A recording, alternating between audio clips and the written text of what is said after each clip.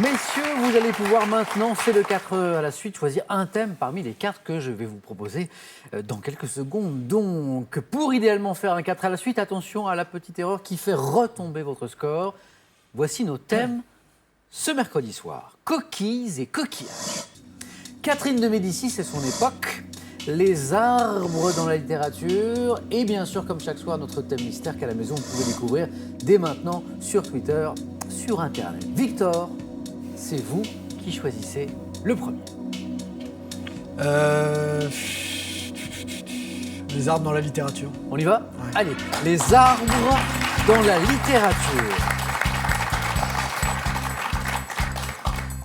Vous avez hésité avec un autre thème peut-être, non ? Avec tous les thèmes. Comme ça. Victor, ingénieur, responsable d'un bureau d'études, oui. Grand sportif. Vous avez notamment été passionné de basket. Vous avez joué longtemps ? Depuis mes 6-7 ans, oui, j'ai joué. J'ai arrêté récemment pour prendre un peu plus de temps pour moi. Parce que avec l'âge, ça devient plus difficile, les contraintes familiales. Mais pas que pour vous, il y a un petit Thiago 6 ans, oui. Nelson 2 ans, oui. Plus le travail. Exactement. Ça. On a un peu moins de temps pour le reste. Donc le basket, je crois que vous avez notamment assisté à de très très beaux matchs, dont un aux États-Unis. Oui, j'ai un souvenir d'un match donc Chicago Bulls Charlotte Hornets. Saison 95-96, donc pour les connaisseurs, c'est la saison historique des Chicago Bulls où ils remportent 72 victoires pour seulement 10 défaites. Qui jouait à l'époque parmi les joueurs emblématiques ? Michael Jordan, Scottie Pippen, Tony Kukoc. Que des très très très grands. Tous les plus grands, oui. Et donc, match au United Center à Chicago. Première défaite à domicile des Bulls de la saison. Ah oui, donc c'était un match particulier. Le chat noir. Et une ambiance. C'était vous le chat noir ? C'était moi le chat noir. Ouais. Et une ambiance sans doute particulière. Quoi. C'est surtout quand on a 18 ans, c'est un peu le rêve éveillé de vivre ça. Et puis c'est le sport aux États-Unis avec des ambiances de match qui sont assez loin de ce qu'on peut connaître dans notre vieille Europe parfois.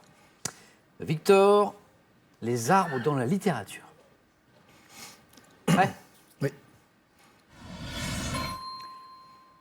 Top dans les aventures d'Astérix, comment se nomme le petit chien qui ne supporte pas l'abattage des arbres ? Idéfix. À quelle hauteur doit-on le vers ? Souvent sur la montagne à l'ombre du vieux chêne qui débute le poème L'isolement, extrait des méditations poétiques. Musset. En 1987, 3 ans avant de recevoir le prix Nobel de littérature, quel écrivain mexicain publie le recueil de poésie L'Arbre parle ? Fuentes. À quel écrivain originaire du Jura, disparu en 2010, doit-on le recueil de contes et d'aventures merveilleuses L'Arbre qui chante ? De quel poème de Paul Éluard sont extraits ces vers ? Sur mon pupitre et les arbres, sur le sable de neige, j'écris ton nom. Non. 1943, quel écrivain sétois publie Dialogue de l'arbre ? Paul Valéry. Oui, vous l'aviez, Paul Valéry. Pas de regret, parce que c'était de nouveau pour un point que vous aviez déjà. Un point pour Victor qu'on peut applaudir. Restez avec moi, Victor. Idéfix. Le poème de Paul Éluard ? Sur mon pupitre et les arbres, sur le sable de neige, j'écris ton nom, Jean-Yves. Liberté. Liberté, j'écris ton nom. L'écrivain originaire du Jura, c'était Bernard Clavel. Jean-Yves, c'est vous ? Oui. Vous l'auriez aimé ce thème ? Je pense que j'aime la littérature. Oui, c'est vrai. 87, 3 ans avant de recevoir le prix Nobel de littérature, quel est cet écrivain mexicain qui publie le recueil de poésie L'Arbre parle, mexicain, Noël, Jean-Yves ? Non. Octavio Paz. Oui, et une dernière. À quelle hauteur doit-on le vers ? Je me tourne vers Jean-Yves. Souvent sur la montagne, à l'ombre du vieux chêne, qui débute le poème L'isolement, extrait des méditations poétiques. Je dirais Victor Hugo. Non, c'était Alphonse de Lamartine. Oui. Un point pour Victor. Ça n'est pas forcément terminé, Victor. Tout va dépendre, bien sûr, des scores de Jean-Yves et Charles-Henri. Alors là, moi... Déjà, une satisfaction, Victor, vous avez piqué le thème Arbre dans la littérature qui aurait bien plu à Jean-Yves. Jean-Yves, à nous maintenant, soit pour Coquilles et coquillages, Catherine de Médicis et son époque, ou le thème mystère. Catherine de Médicis et son époque. Allons-y, Jean-Yves.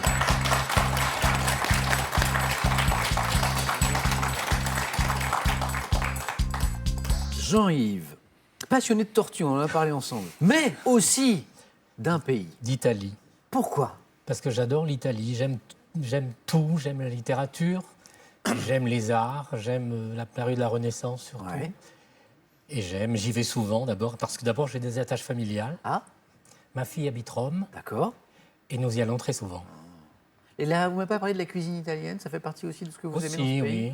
Pas mal quand même. C'est pas mal, oui. Jean-Yves, Catherine de Médicis et son époque. On y va. On y va?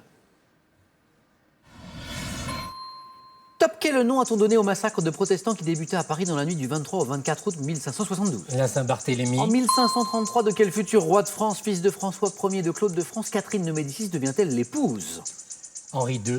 En 1563, dans quelle ville de l'actuel département d'Indre-et-Loire, un édit permettant aux protestants de le libre exercice de leur culte fut-il proclamé? Blois.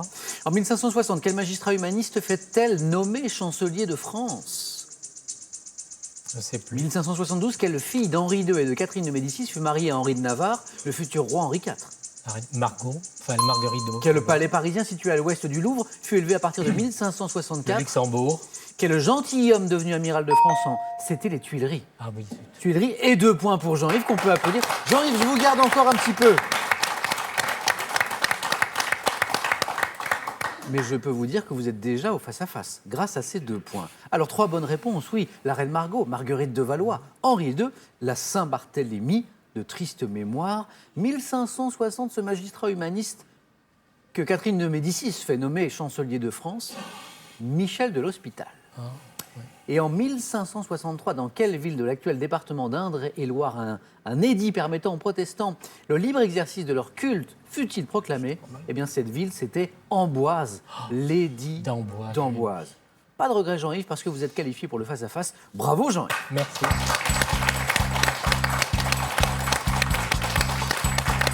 Évident. Charles-Henri, au moins un point pour rester dans la course. Et un point de plus, 2, 3 ou 4 pour vous qualifier comme Jean-Yves directement pour le face-à-face. Soit avec coquilles et coquillages, ou le thème mystère. Je vais prendre le thème mystère. Allons-y, Charles-Henri. Le thème mystère.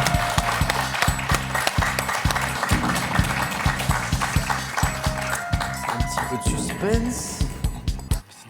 Adjectif et partie du corps. Qu'est-ce que vous en pensez? Rien, on verra. Pour l'instant, rien, Rien du tout. Vous me direz après. On verra bien. Charles-Henri, consultant informatique, passionné des sports de montagne et de voyage aussi. Et de voyage, oui. Je crois que vous êtes rendu dans un pays où on va pas, enfin, qui n'est pas forcément connu pour son tourisme massif, c'est l'Éthiopie. L'Éthiopie, oui, il y a 2 ans maintenant, en Éthiopie, oui. Comment était-ce? Très très beau pays. Ouais. Un paysage magnifique, des grands parcs nationaux.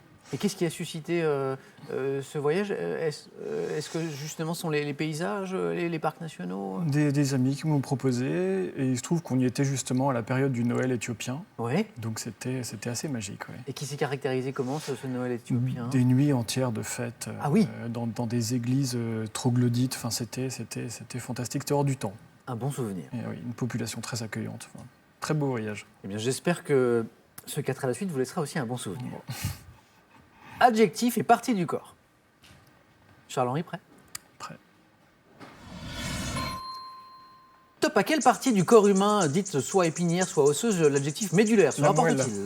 Quelle partie du corps humain unissant le bras et le thorax est concernée par l'adjectif scapulaire? Partie du corps humain. L'épaule. Quel os pair, qualifié notamment par un adjectif signifiant relatif aux parois latérales du bassin, forme la ceinture pelvienne? Os pair. Ceinture pelvienne. Périnée. Quel adjectif qualifie ce qui se rapporte à la rate? Lymphatique. Quel adjectif du vocabulaire médical qualifie ce qui appartient à la poitrine? Oh, Adjectif, poitrine, pectoral. pectoral. Pectoral et 2 points pour Charles-Henri qui vient de se qualifier avec un thème mystère. Épaule. Moelle, vous avez pris votre temps pour le 2e point et vous avez bien fait, bonne stratégie. Cet os pair, qualifié notamment par un adjectif signifiant relatif aux parois latérales du bassin, l'os iliaque ou Iliaque. coxal. Et cet adjectif qui qualifie ce qui se rapporte à la rate, alors ça... Splénique, non? Oh, Jean-Yves, vous l'aviez? Splénique. Splénique, effectivement. splénique. Bravo Jean-Yves et bravo à Charles-Henri pour ces 2 points. Merci Charles-Henri.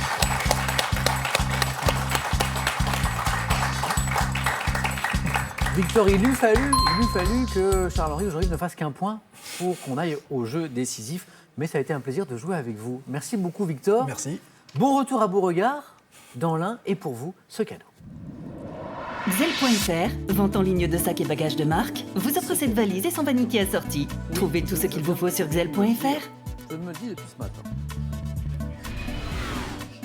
Avec ces 2 coffrets, initiez-vous au tarot de Marseille. Des méthodes simples et illustrées pour prédire l'avenir. Et avec l'astrologie chinoise, découvrez une tradition vieille de 2000 ans. À vous de jouer maintenant pour gagner peut-être 10 000 € avec cette question. Quel assortiment de plantes aromatiques est composé de persil, de thym, de laurier? 2 possibilités. 1. Bouquet garni. 2. Bouquet joli. Bonne réponse. 3243 pour le téléphone. Par SMS 1 ou 2 ou 7 10 20, tirage au sort parmi toutes les bonnes réponses. Qui sera sacré champion ce soir? À nouveau Charles-Henri ou Jean-Yves? Réponse, restez avec nous dans un instant sur France 3.